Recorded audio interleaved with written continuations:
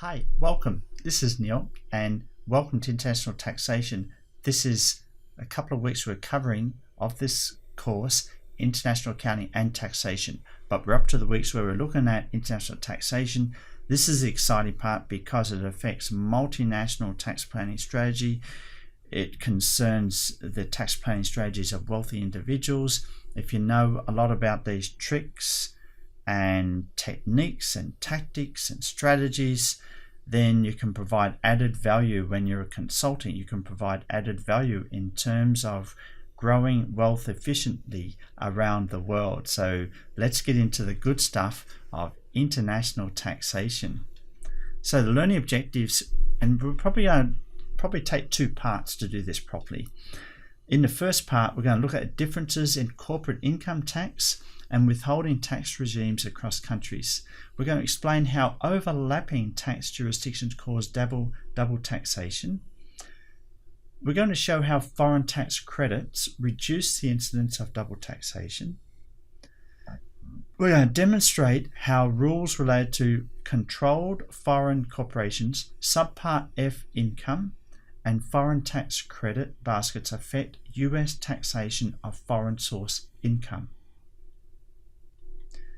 We're also going to describe some of the benefits provided by tax treaties, explain and demonstrate procedures for translating foreign currency amounts for tax purposes, and we're going to describe the tax incentives provided by countries to attract foreign direct investment and stimulate exports. Now, we don't have time in this video to cover all of this. We're going to try and do it in several parts, but in part one, I want to set out the landscape. There's variance out there in how they determine the source of taxation, source of income to tax individuals and companies. And because of this variance, it opens up a range of strategies and tactics that you can take as a multinational, as an individual, when planning your international tax strategy. So let's get into the good stuff, shall we? We have the impact of taxes. They impact international location decisions. They impact the legal form of operation. They impact the method of financing. And we know that tax havens have impacted international location decisions. We've had many examples recently of Google, Starbucks, Amazon, and Apple have all pushed the edge of worldwide tax minimization through the way they set up their subsidiaries in tax haven countries and shift income between countries around the world. A very big example is the billions of dollars that Apple has currently overseas, and any repatriation of that money back to USA will incur corporate income tax. Now, Apple needs cash flow, so what they did less than 18 months ago was to issue bonds in the New York stock market to actually generate that cash flow that they need, rather than bringing back money from their overseas subsidiaries. So corporates, multinationals, are going to extreme lengths to plan their tax activities and to plan the corporate activities to minimize their income tax. So this is a very important topic. The legal form of operation, branch and subsidiary. Very interesting here that if you are a US corporate, you have a branch overseas, then your branch activities are just like your own. So if your branch makes a profit, you pay tax on that profit. If the branch makes a loss, you pay tax on the loss. If you have a subsidiary overseas, in contrast, you don't have to pay profits or loss tax on that subsidiary in your home country, in USA. You only have to pay when they repatriate dividends back to you in USA, or you charge that subsidiary royalties, or you charge that subsidiary interest on a loan that you might give.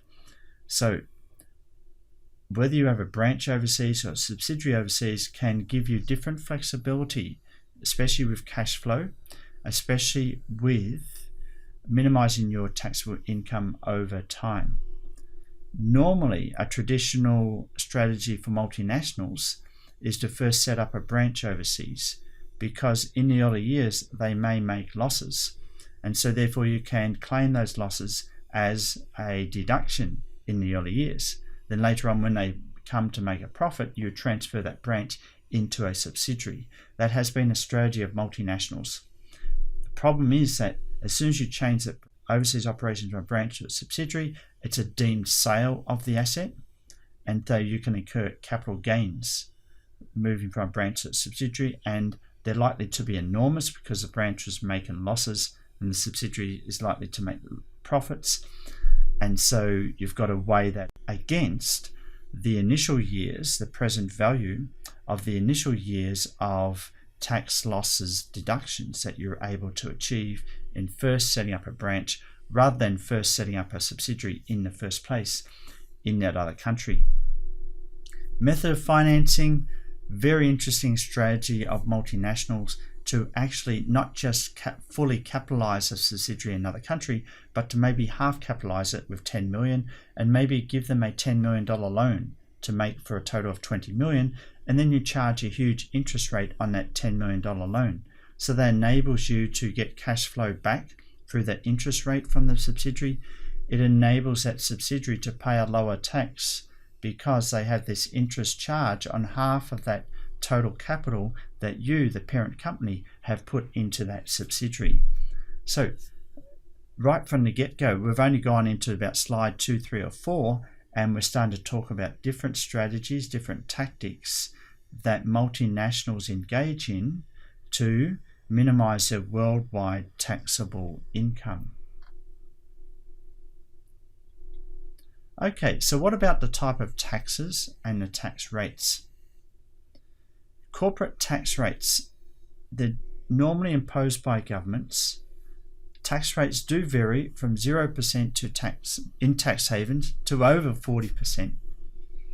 And then there are withholding taxes. They are taxes on dividends or other amounts paid to foreign citizens. And the big point here, as we go into the different tax rates around the different countries, and here we have here, is that the general income tax rate or the corporate tax rate that a country may say they impose on you when you set up a subsidiary, that may not reflect the total taxes that you have to pay in that country. For example, Iowa has a 12% additional income corporate tax rate on top of the federal corporate tax rate.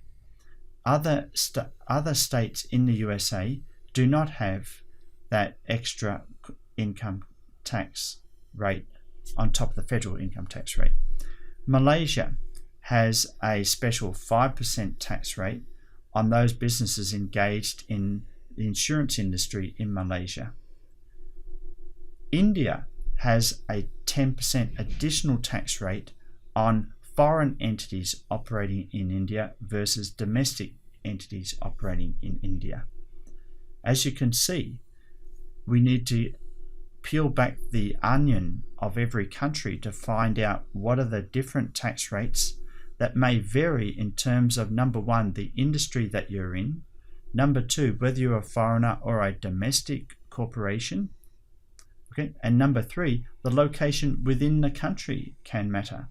So keep these things in mind. One more example, even Switzerland, its national tax rate is only 8.5%, but if you locate in Zurich, the canon of Zurich, you have to pay another 12+% tax on top of that 8.5%, giving you a total of 21.17% effective tax rate for operating for your subsidiary profits in Zurich, Switzerland. But if you go to another canon in Switzerland, there may be a different rate on top of that 8.5% national tax rate. So keep in mind, we've got to peel back that onion. There are a lot of different layers of taxes within each country and a lot of these countries around the world. So let's have a look at the corporate income tax rates, the basis of taxability, and the variation in methods of calculating taxable income. Because there is difference in corporate income tax rates around the world, even when we peel back the onion, It provides a tax planning opportunity because now not all countries are the same. Not all locations in each country is the same. Not all industries are the same. And whether you're a foreigner or domestic could be different too. The basis of taxability is different too. If you have a branch or a subsidiary operation, as I mentioned earlier, that can affect whether you pay taxes in a foreign country or whether you pay taxes in your home domestic country. The nationality of the company owners can matter. Also, there are variations in methods of calculating taxable income. For example, US taxes is based on a GAAP accounting, and then we have LIFO is allowed and accelerated depreciation is allowed. So under LIFO, in increasing prices, you're able to actually report a lower profit because the inventory, the closing finished goods inventory, is always going to reflect the historical cost of those goods, the goods that you originally purchased 12 months ago. And in periods of rising prices, any closing finished goods inventory or closing work in process inventory or closing raw materials inventory is always going to be lower. So therefore, your work in process, your cost of goods sold, your cost of sales is going to be higher. And when you net that off against your sales revenue, your gross profit is going to be lower. Yeah, you got that. Okay, so it's lower, higher, lower. Okay, all right, lower inventory than what it would normally be, higher cost of goods sold or cost of sales than what it would normally be, therefore lower gross profit than what it would normally be. Lower gross profit means lower taxes. All right, accelerated depreciation, you're allowed to accelerate for US tax law purposes, in accounting purposes. So therefore, you make an investment, you can accelerate, you can actually depreciate more than what you would in the early stages than you would under straight line based depreciation. Deductibility of expenses is different in different countries. Hong Kong, very narrow range of expenses that you can deduct against your income. We're talking about personal incomes here. In Australia, a much broader range of expenses you can deduct. Okay, so now we're getting on to tax havens. Interesting stuff here. What is a tax haven? Well, abnormally low corporate income taxes. There's no corporate income tax at all in some of them. Minimum worldwide income taxes. The Bahamas and the Isle of Man, they had no corporate income tax. Liechtenstein, they had tax rates from 7.5% to 15%. Hong Kong and Singapore at one stage were labelled tax havens because their corporate rates were quite low. And also they didn't have high transparency in sharing of information with foreign governments about who were the owners of various corporates, especially for corporates that were set up in Hong Kong, but they were tax haven corporates. So for example, if you set up a British Virgin Islands company in Hong Kong with a bank account in Hong Kong, the Hong Kong government could not share any ownership information of that British Virgin Islands company with other governments around the world. They did not have the power to get that information. But now under FATCA, we're going to talk about that later, FACTA, and it's agreement among the OECD, that's the Organization for Economic Cooperation and Development. These governments have decided to agree to share information about who owns what. So if you have a tax haven company, so for example, Seychelles, Cayman Islands, British Virgin Islands, if that bank account for that company is in Hong Kong, then the Hong Kong government is now obligated to share that information. They have the power to get the information, who is owning that company, and they can share that to other members of the OECD. And also they're obligated to actually share in terms of the number of transactions and the size of the transactions to various members of the OECD. More details about FATCA is still coming out, and we'll talk about that in another session. So let's summarize what we mean by tax havens here. Right? As I said, many of these regimes are under siege with that FATCA agreement among the OECD countries. And that's an agreement to share information about who owns various bank accounts and the various transactions in those bank accounts among the OECD members. All right, governments have to share that type of information among the OECD members if the OECD members ask for that information. Here we have, there's some Seychelles, British Virgin Islands, Cayman Islands, very popular company shells to set up in Hong Kong and other places in Asia. You set up a bank account with that. Now under FATCA, that bank account is now transparent. Any member of the OECD country can get access to that, and actually who is the actual owner of that bank account. They can pierce the corporate veil and find out who is the owner of that tax haven company, and therefore you can no longer hide your dollars from the OECD country taxman. Keep that in mind for your tax planning. So, withholding tax regimes. This applies to dividends, interest and royalties, and it can apply to multinationals and individuals. And the tax planning idea here we're talking about is we need to know the exact rates on all of the different types of payments and other exemptions such as deductions and clauses in tax treaties between the countries that you're dealing with. That's what you need to know. It's very important to understand that if you have an investment in another country and you receive dividends, that country wants to get a share of those dividends, because you're normally not going to register and pay taxes in that country. You don't normally as an individual, and it's very hard for tax authorities to chase you because you're not in that country.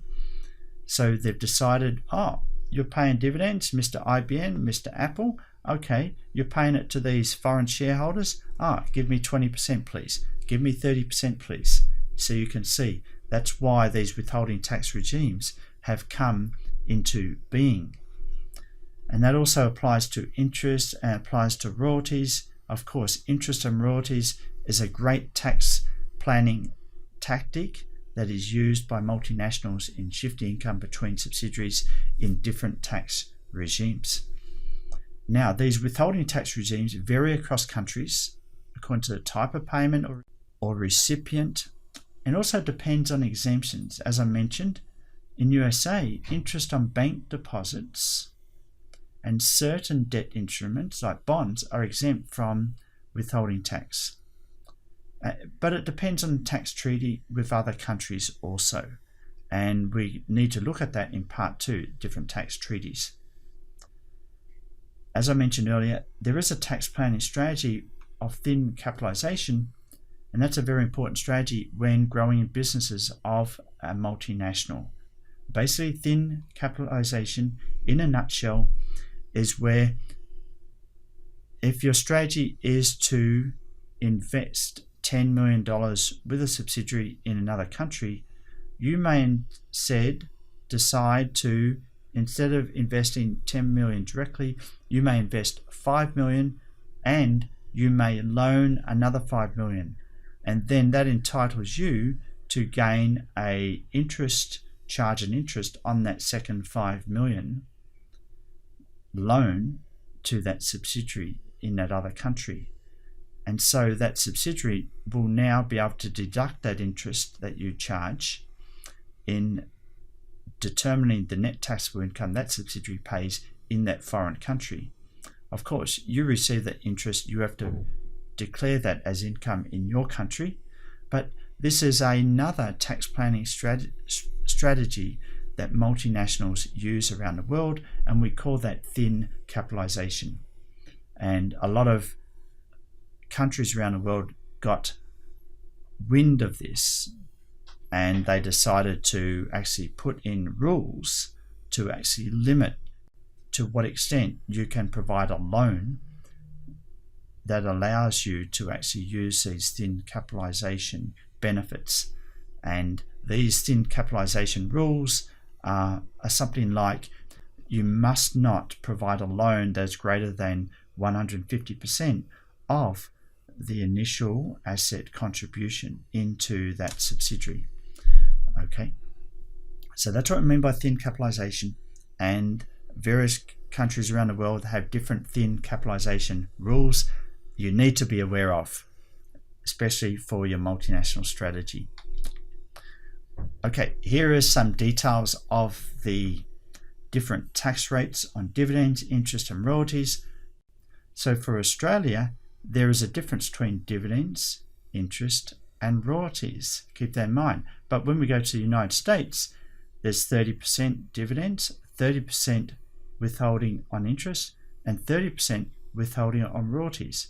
However, because of the double taxation treaties, you don't necessarily have to pay that 30% on these amounts if you are paying tax on these amounts in the country that you are trading with that subsidiary in the USA. Singapore, 0 on dividends, 15% on interest and 10% on royalties. So you can see that every country is different in terms of dividend, interest and royalties. So you need to think about it as a multinational, and the multinationals tend to work with interest and royalties as a dominant form of tax planning strategy. They might use royalties to actually earn operating income out of one country into another country. They may use interest as part of a thin capitalization strategy, but dividends at the end of the day become more of a cash flow management strategy. If I need money from the subsidiary, I get that subsidiary to pay me dividends. And that's where Apple got into trouble, because they've got billions and billions of dollars in their subsidiaries around the world. And as soon as they repatriate $1 of that cash, they've got billions and billions of dollars of cash in their subsidiaries around the world. And as soon as they repatriate $1 through a dividend back to Apple in the USA, then Apple has to pay corporate income tax on that every dollar. So instead, a tactic that Apple went with 18 months ago was to issue bonds. They're talking about billions of dollars of bond, more than $10 billion of bonds they issued through the New York stock market. And that enabled them to raise cash, the cash flow that they need to continue their growing. So now, instead of repatriating the cash from overseas, it's still sitting in the banks in overseas. They now have got cash, but a huge bond debt locally in the USA. And so it'll be interesting how that plays out, especially if interest rates go up over time. But Apple has actually done the calculation. It's cheaper for them to pay interest on their bonds and have the cash flow in the US rather than repatriate all this cash through dividends from their subsidiaries overseas. Interesting tax planning stuff here. Okay, another tax idea. We want to look at value added tax. How's that different from corporate income tax? Value added tax is kind of like a substitute for sales taxes. So in Australia, you have a GST. In China, you have a value added tax. In many countries around the world, you have value added taxes. And it's added to the price of the product, the price of a service, or at the early stage of production distribution. It's used in all these countries. It's costly. So for example, in Australia, I once had to pay value-added tax on a commercial property I once owned, no longer, but I had to pay a BAS tax, or it's a business administration service tax based on quarterly statement. In other words, I had to pay a quarterly tax to the Australian Tax Office because I had this commercial property. So every quarter I had to get my accountant to fill out a BAS income statement and submit that to the tax office. Of course, the accountant charged me, and it turned out to be 4 times the cost of just having an annual income tax done by the accountant. So you can see that value-added taxes are costly in administration, but also they're subject to corruption. So for example, in China, you need to have good relationships with the governments and the different government bodies that look after the customs, the duties, the VAT, because yes, you're entitled to get a VAT refund if you're exporting a product out of China, but you're not entitled to get that refund within 7 days or 5 days, which you would like to get it. Why? Because you need that working capital, you need that cash.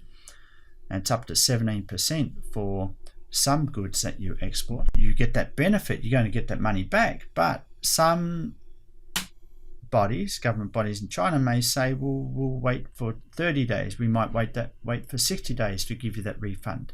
And that's money you need for your operations and growing your business. So getting a VAT refund, yes, you're going to get that refund, but you need to have a good relationship with the authorities to get that refund on a timely basis. So keep that in mind. That's a huge tax planning idea you need to understand with VATs. We can go into more detail about the specific tax issues associated with importing and exporting in and out of China. So if we look at China, we add up all the value-added tax on the corporate income tax. You can see that China is a very high tax country. Hong Kong, much higher, 24.2%, much higher than the corporate income tax rate of 16.5%, 17%. I think the point here is that when you actually add up the value-added taxes, the corporate income taxes, the differences in these countries are much more pronounced, but also the average tax rate paid is much higher in most countries around the world. Saudi Arabia is now very low. Namibia is very low, but all the others in double figures, and all the others are, most of them, except Chile, okay, all over 30%, except Chile and Hong Kong. So you can imagine the incentive out there for multinationals to really organize and really understand what are the tax implications for setting up a subsidiary in Hong Kong, setting up a subsidiary in China or Vietnam or Cambodia or Turkey for that matter. These are all issues you need to consider, not just corporate income tax, but value-added tax, because the income tax consequences are quite huge if you locate your subsidiary in the wrong jurisdiction. And that's where we move on to tax jurisdiction, because there are different approaches that different jurisdictions have and complicate it even more. Okay, the worldwide approach to tax, that's one approach. And it's a worldwide approach, tax on all income of a resident company, regardless of place of earning. And this tends to be the approach of the USA. If you're a US citizen, you get taxed on your worldwide income. And I think there's an exemption on your first $90,000 US that you earn. There's another approach, and that is a territorial approach. That's a tax only on income earned in that country. For example, France and Venezuela have a focus of taxing only on income that is earned in France. But the tax rate in France is much higher. So you have a lot of wealthy individuals that like to live near Belgium, so then they can actually say that they're part of Belgium in terms of being a tax resident and get the benefits of France, but they want to pay the Belgium tax instead of France. Lots of very interesting strategies out there. So there's a common approach, and that's a worldwide approach to income. So I have a corporate operations in Hong Kong, and it earns money not just in Hong Kong, but it earns money by getting receipts from overseas. Then I have to pay tax on those receipts, unless those receipts are on traded goods that are coming into Hong Kong, and so then I don't have to pay tax on that import-export trade.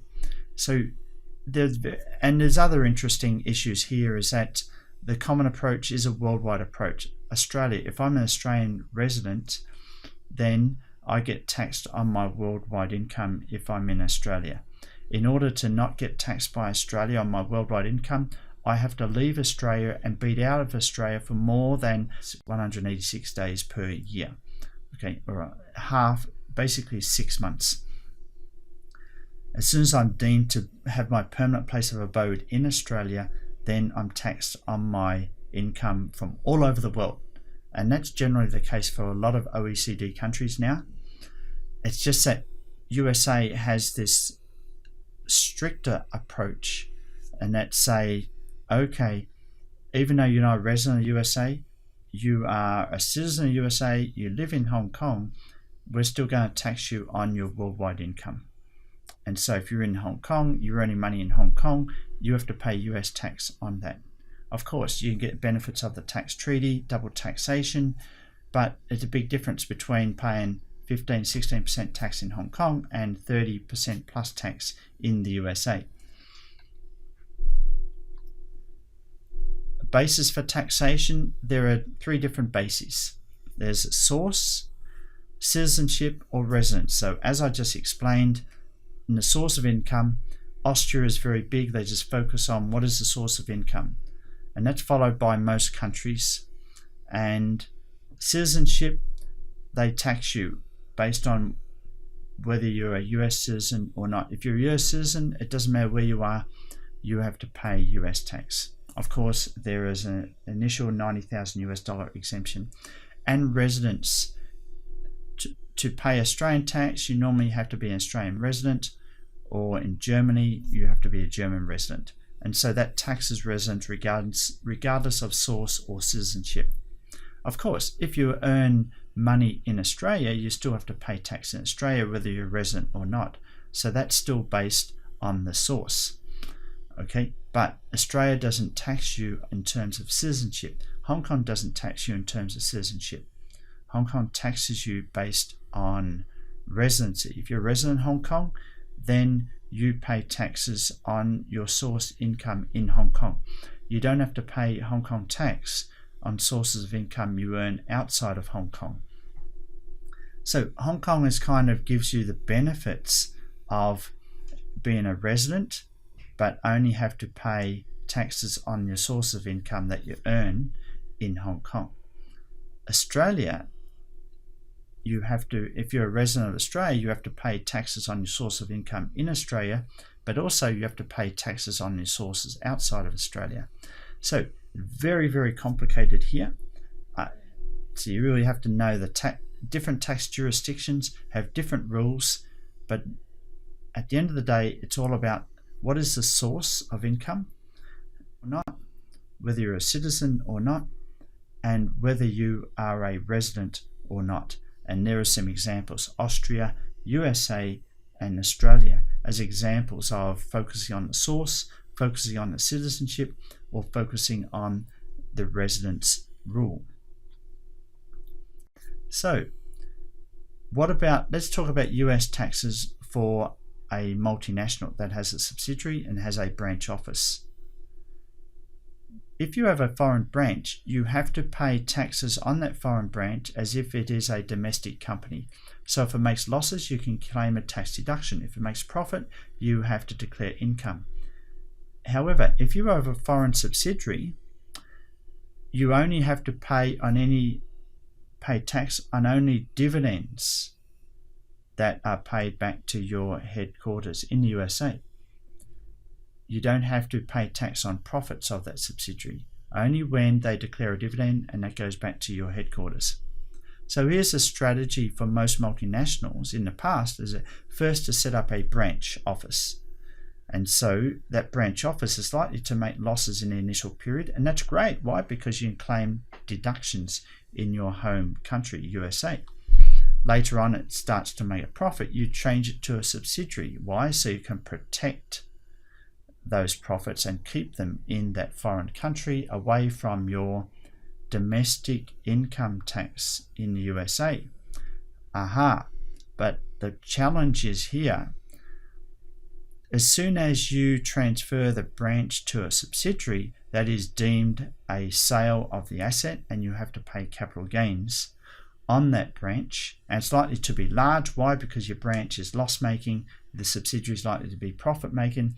You have to pay capital gains tax in the USA, and so there you have it. You are, in your part of your tax strategy, you've got to work out what is the likelihood that that branch will turn into a very profitable subsidiary in the future.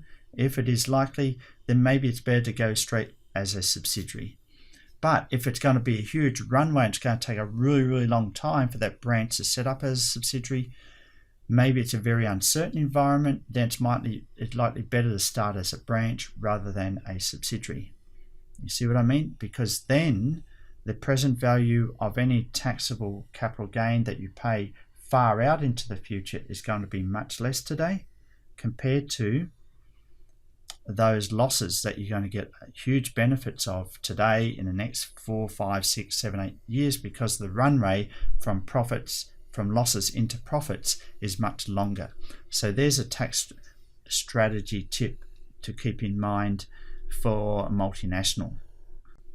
So that takes us to the end of the landscape, because what we're going to cover in part 2 is double taxation, tax treaties, foreign income tax credits, and a lot of other issues that are very specific to the USA tax law, and we might bring in examples from other countries. But for now, what we have covered is the landscape. What is the landscape? How is tax administered across different countries? How is it enforced? Is it based on the source? Is it based on location? Is it based on residency? There are a lot of different factors to keep in mind. We looked at income tax, we looked at value-added tax, we looked at a lot. So I'll catch you in part 2, where we get into double taxation and we spend a bit more time on trying to understand what are the different meanings of a tax treaty, what is the meaning of a foreign income tax credit, which is important for your tax planning strategy. Catch you in part 2. Thank you for listening and see you soon. Bye.